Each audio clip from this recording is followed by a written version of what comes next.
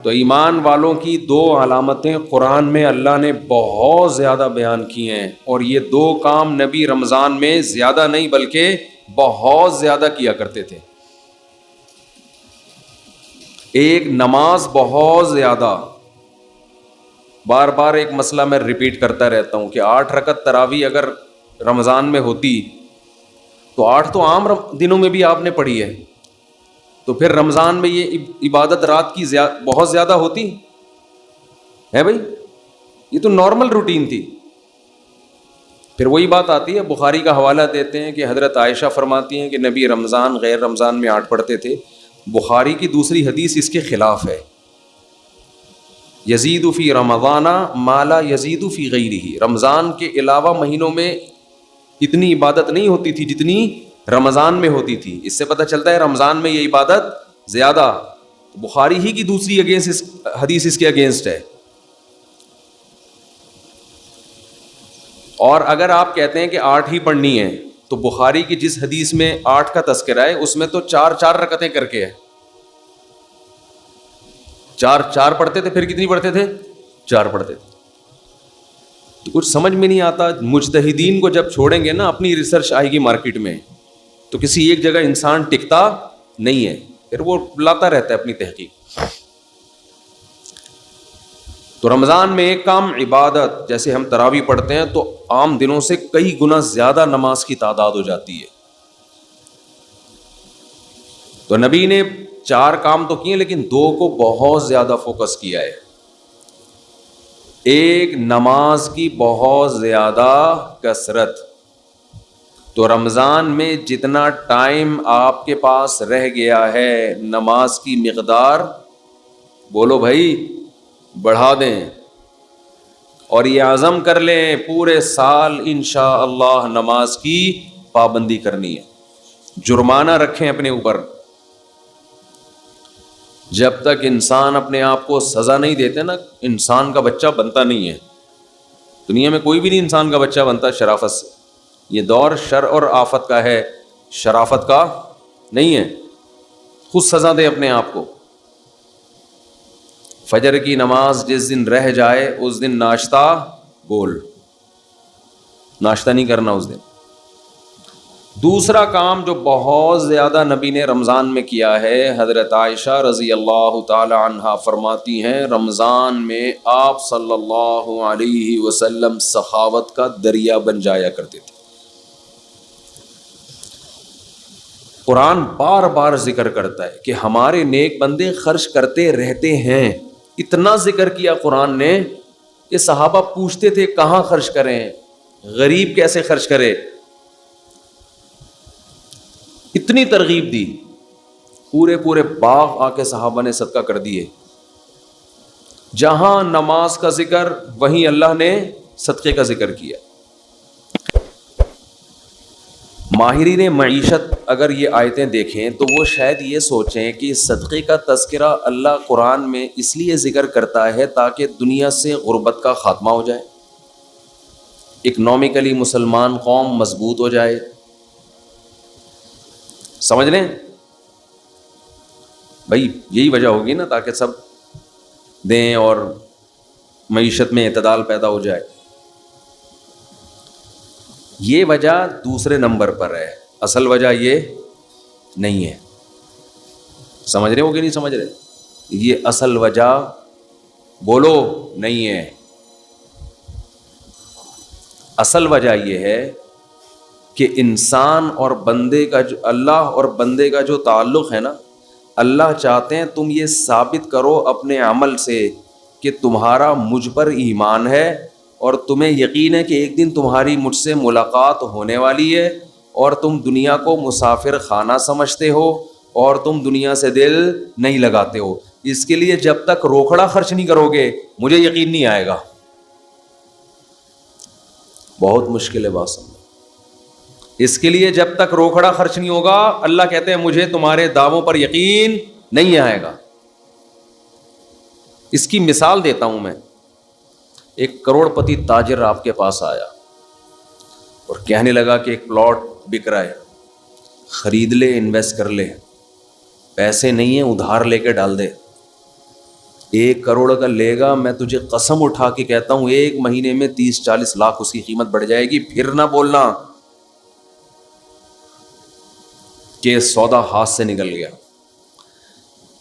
اس کی جگہ جب میں ہوں گا تو میں اسے مشورہ دوں گا، اگر تجھے اتنا ہی یقین ہے کہ یہ 1 مہینے میں 1 کروڑ سے 1 کروڑ 50 لاکھ کا ہو جائے گا تو اپنے پیسے لگا دے. کیا خیال ہے وہ؟ اب وہ جواب میں این آ چوں چاں چیں چوں کرنے لگے، اس کا مطلب اس کو یقین بولو نہیں. اس کو کسی نے یہ پلاٹ آپ کو پہنانے کا حکم دیا ہے، اس کا کمیشن ہے کہ یار اس کو پہنا دے. یہ سبزی والے بھی اس سے پیسے لے کے بھاگے ہوئے اور پتہ نہیں کون کون یہ خرید لے گا. جس کو یقین ہوتا ہے وہ اپنا سودا جانے دیتا ہے.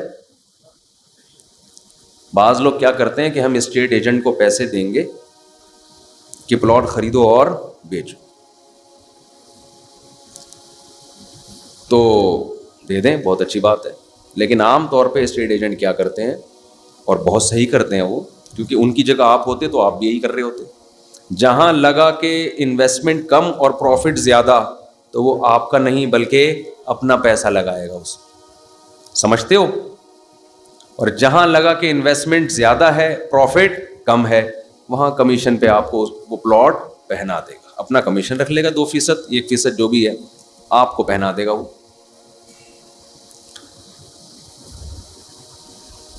سارے نہیں ہوتے لیکن ہم اکثر ایسا ہی ہو رہا ہوتا ہے.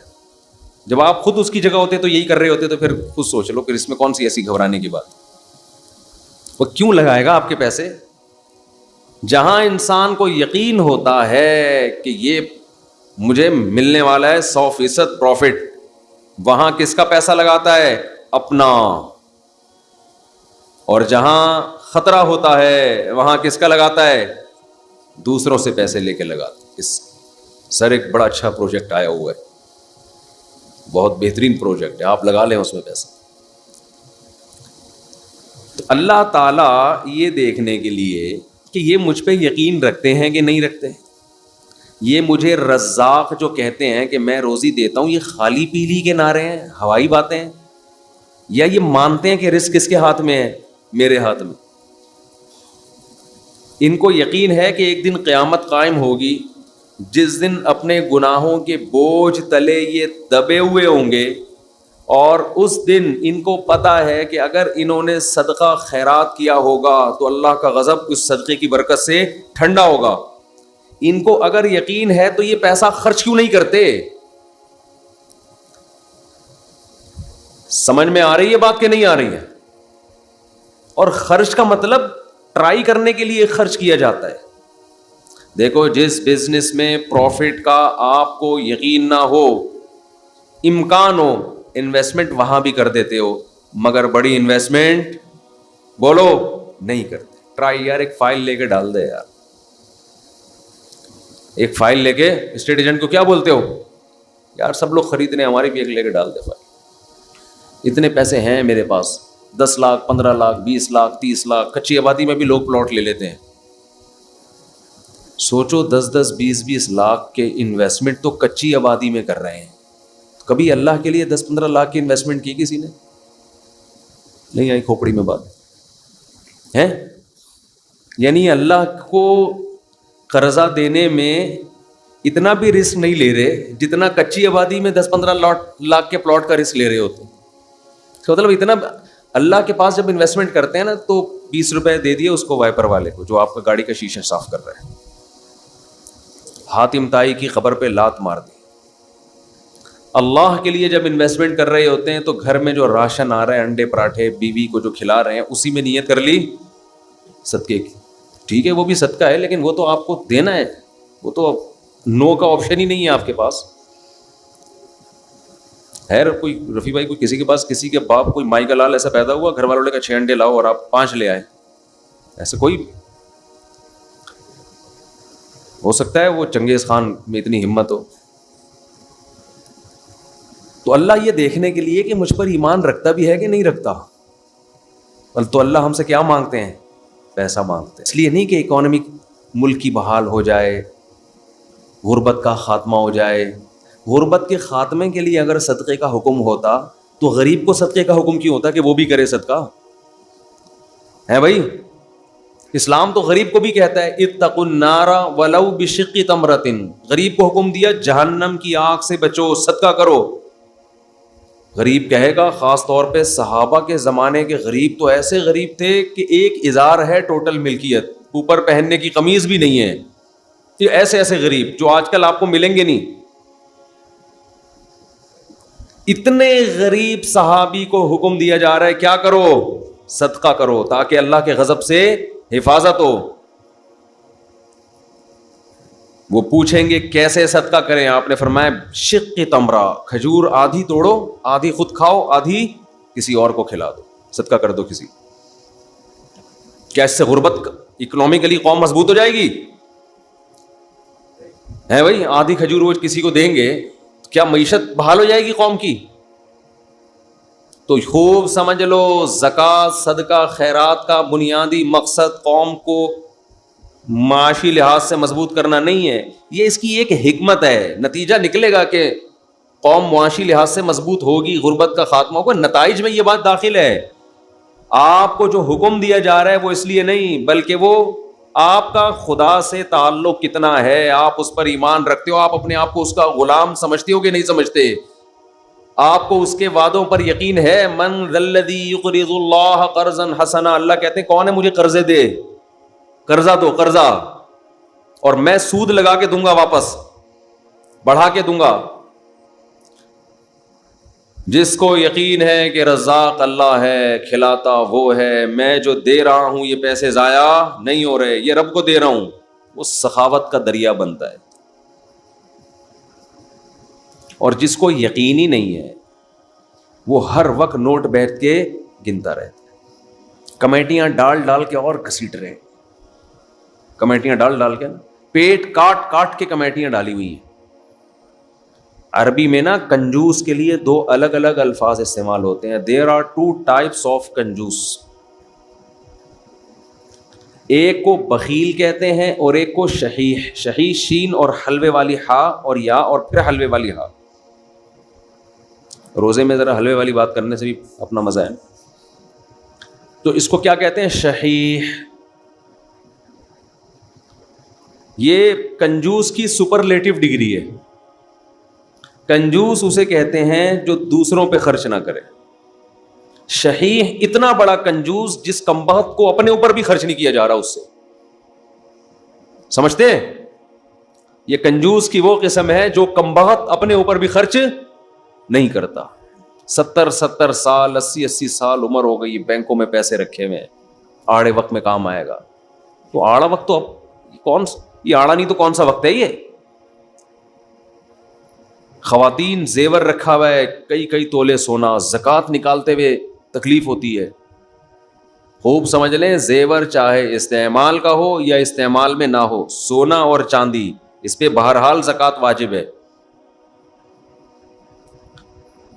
خواتین کہتی ہیں کہ یہ ہم نے آڑے وقت کے لیے رکھا ہوا ہے، تو آڑا وقت تو آ گیا نا۔ آڑا وقت کا مطلب یہ ہوتا ہے کہ آپ پر ایسی کوئی مصیبت آ جائے کہ آپ کے پاس اپنی بنیادی ضرورت کو پورا کرنے کے لیے بھی پیسہ نہ بچے، تو ایسے آڑے وقت میں اسلام نے آپ کو اجازت دی ہے، آپ کسی سے مطالبہ کر سکتے ہیں۔ لیکن ہم نے دیکھا ہے کہ ایسے آڑے وقت میں بھی لوگ اپنا مال خرچ نہیں کر رہے، دوسروں سے مانگ رہے ہیں، زکاتیں مانگ رہی ہیں۔ بعض خواتین جن کے پاس، ایک صاحب نے مجھے کہا کہ ایک آدمی کے پاس 1 لاکھ روپے پڑے ہوئے ہیں بینک میں، بیچارے کے پاس ہیں بھائی، تو اس کے ہاں کوئی ضرورت ہے، بیماری ہے، علاج کے پیسے نہیں ہیں، تو میں زکوٰۃ دے سکتا ہوں؟ میں نے کہا نہیں دے سکتے، کیونکہ 1 لاکھ روپے یہ نصاب سے کیا ہے، زیادہ ہے۔ حضرت یہ تو پورے نہیں ہوں گے۔ میں نے کہا پھر اس سے بولو یہ خرچ کر دے، یہ کیا کرے، یہ خرچ کر دے، پھر آپ زکوٰۃ دے دیں اس کو، پھر 0 میٹر ہو جائے گا۔ تو یہاں لوگ کہتے ہیں کہ وہ پیسے اس نے آڑے وقت کے لیے رکھے ہوئے ہیں۔ پتہ نہیں آڑے ترچے وقت کی ڈیفینیشن ہے کیا؟ آڑا تو یہی وقت ہے نا کہ بیماری آ گئی اور پیسے نہیں ہے، تو اب یہ آڑا وقت آ گیا، تو خرچ کرو پیسے۔ اس کو کہتے ہیں الذی جمع مالا وعددا. اہل جہنم کی علامت مال جمع کرتے ہیں اور اس کو بیٹھ کے گنتے رہتے ہیں. یہ تو اسٹور کرنے والی بات ہو گئی. پہلے اپنا پیسہ خرچ کرو بھائی. تو اللہ نے جو ہمیں مال خرچ کرنے کا حکم دیا وہ اللہ اور بندے کے تعلق کی وجہ سے. دیکھو جب آپ کو کسی سے محبت ہوتی ہے تو محبوب پر پیسہ اس کی ضرورت کی وجہ سے خرچ نہیں کیا جاتا, بلکہ اپنا اور محبوب کا تعلق ثابت کرنے کے لیے اس کے ثبوت کے طور پہ پیسہ خرچ کیا جاتا ہے. آپ کی شادی ہو گئی کسی مالدار گھرانے میں, لڑکی بڑی لینڈ لارڈ, مہر کی بات ہوئی, آپ نے کہا 10,000 ڈال دو ایک شری بس وہ پوری کرنے کے لیے. منہ دکھائی پہ کیا دیں گے؟ آپ نے کہا دعائیں اور سلام پیش کروں گا آپ کی خدمت, دعائیں لے کر آؤں. ولیمے میں کیا کریں گے؟ ولیمے کی کیا ضرورت ہے؟ ڈیفینس میں سب کھاتے پیتے لوگ ہیں بھائی, سب کیا ہیں؟ کھاتے پیتے لوگ ہیں. سالے بھی جو آپ کے ہوں گے سارے کھاتے پیتے ہیں, روزانہ کھاتے پیتے ہیں ماشاءاللہ. تو میں کیا بولے بھائی, گفٹ میں کیا دو گے بیگم کو؟ گفٹ کی ضرورت کیا ہے؟ کروڑ پتی باپ کی بیٹی ہے بھائی, کروڑ پتی باپ کی بیٹی ہے, سب کچھ اللہ کا دیا ہے, تو گفٹ کا کیا کرنا ہے؟ وہ رشتہ دے دیں گے؟ بولو نا. بولیں گے تو کیا کرنے آیا ہے, تو کیسے ثابت کرے گا کہ تجھے بھی محبت ہے بھائی؟ ہمیں ضرورت نہیں ہے, لیکن ہمیں اس پیسوں کی ہمیں ضرورت نہیں ہے, لیکن ہمیں اس بات کی ضرورت ہے کہ تو یہ ثابت کر کے تو اس شادی پہ خوش ہے اور تو محبت کرتا ہے, تو عزت دیتا ہے رشتہ داروں کو, سسرالیوں کو.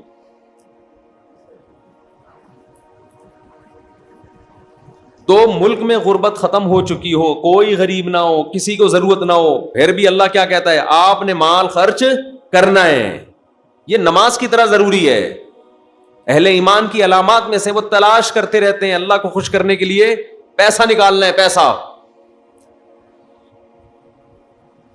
اب آپ ڈرے ہوئے ہوں گے مفتی صاحب اب مانگیں گے چندہ ٹائٹ والا.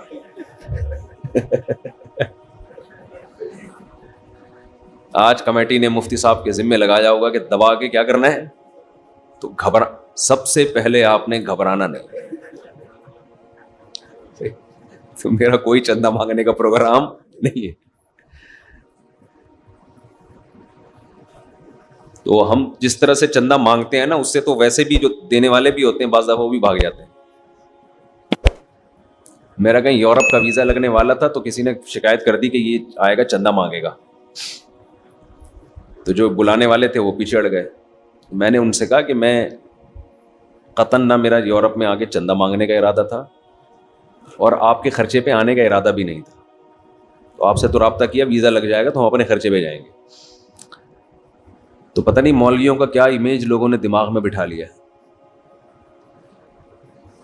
تو میرے بھائی آپ کو جو ہم ترغیب دے رہے ہیں, اور یہ آپ کو نہیں, یہ میں اپنے آپ کو بھی دے رہا ہوں. میں تو جب بیان کرتا ہوں تو سب سے زیادہ میں ڈر رہا ہوتا ہوں کہ میں کتنا اس معیار پہ پورا اترتا ہوں. اللہ مجھ سے پوچھے گا ادھر تو بڑا فنٹر بنا ہوا تھا ممبر پہ بیٹھ کے, تو کیا کر رہا ہے؟ تو یہ مجھے خود بھی ڈر لگ رہا ہوتا ہے کہ ہم کون سا کوئی سخاوت کے دریا ہیں. قرآن نے بیان کیا وَيْلٌ لِّكُلِّ هُمَزَةٍ لُّمَزَةٍ الَّذِي جَمَعَ مَالًا وَعَدَّدَا. تباہی ہے اس شخص کے لیے جو مال جمع کرتا ہے اور گن گن کے رکھتا ہے. یہ چائنا والوں پہ سوٹ کرتی ہے یہ چیز, جنہوں نے کروڑوں روپے کے قبرستان خریدے ملیشیا میں. نہیں بتایا, دکھائی میں نے ویڈیو, ایک پیسہ لے کے دفن ہو جاؤ. یہ کسی اہل ایمان پہ کنجوسی سوٹ نہیں کرتی. مسلمان سخی ہوتا ہے, اپنی ذات پہ بھی خرچ کرتا ہے. مسافر خانہ ہے بھائی, یہ زندگی ختم ہو جائے گی, کھاؤ پیو بچا بچا کے, بولو نا مت. ابھی دانت ہیں, بادام کھا سکتے ہو, بڑھاپے میں بادام ہوں گے چبانے کے لیے, دانت نہیں ہوں گے, کھا لو. یقول العبدی مالی مالی, بندہ کہتا ہے میرا مال میرا مال. حدیث میں آتا ہے آپ نے فرمایا تیرا مال وہ ہے جو کھا کے ختم کر دیا, پہن کے پرانا, باقی تیرا نہیں ہے, مرے گا وارثوں میں بٹے گا, اور وارثوں کا بھی نہیں ہے, وہ مریں گے آگے ان کے وارثوں میں جائے گا, کھاتا کوئی بھی نہیں ہے. ہر آدمی اس نیت سے بچا رہے میرے بچوں کے کام آئے گا, بچے اس نیت سے بچا رہے ہمارے بچوں کے کام آئے گا, وہ اس نیت سے کہ ہمارے بچوں کے کام آئے گا. تو یہ قیامت کے میں جو آخری بندہ پیدا ہوگا نا، اس کے کام شاید آ جائے، اس کے بھی نہیں آئے گا، وہ پھر اللہ زمین اور آسمان کو تباہ کر دے گا۔ اللہ نے بہت زیادہ دیا ہے تو ٹھیک ہے، بچوں کے لیے بھی کچھ روک لو، کچھ پراپرٹی لے کے ڈال دو، حدیث میں ترغیب ہے، بالکل لاوارث نہ چھوڑو، لیکن اس کی بھی ایک لمٹ ہو نا۔ ہر چیز کی ایک حد ہوتی ہے کہ نہیں ہوتی، کہ بھئی یہاں تک کرنا ہے میں نے جمع، اس کے بعد نہیں کرنا۔ ہمارے ہاں کوئی حد ہی نہیں ہے، کتنا جمع کرنا ہے، بس جتنا ہو جائے جتنا ہو جائے جتنا ہو جائے، تو کرتے چلے جاؤ، پھر تو نہ خود کھا سکو گے نہ دوسروں کو کھلا سکتے ہو۔ نبی صلی اللہ علیہ وسلم نے فرمایا، سخی آدمی اللہ کے بھی قریب، لوگوں کے بھی قریب، اور جنت کے بھی قریب۔ قریب من اللہ، قریب من الناس، قریب من الجنہ، بعید من النار۔ جہنم سے دور ہوتا ہے۔ جہنم کو سخی لوگوں سے بہت نفرت ہے، بہت نفرت۔ جہنم کو محبت ہے کنجوسوں سے، اور آپ نے فرمایا اور کنجوس بعید من اللہ، اللہ سے بھی دور، اللہ کو بھی نفرت ہے، کیونکہ اللہ کی صفت ہے خرچ کرنا، تو اللہ کو پسند بھی کون لوگ ہیں؟ جو خرچ کرتے ہیں۔ بعید من اللہ بعید من الناس، فرمایا کنجوس آدمی لوگوں سے بھی دور، لوگ بھی نفرت کرتے ہیں، بیوی بھی نفرت کرتی ہے شوہر سے،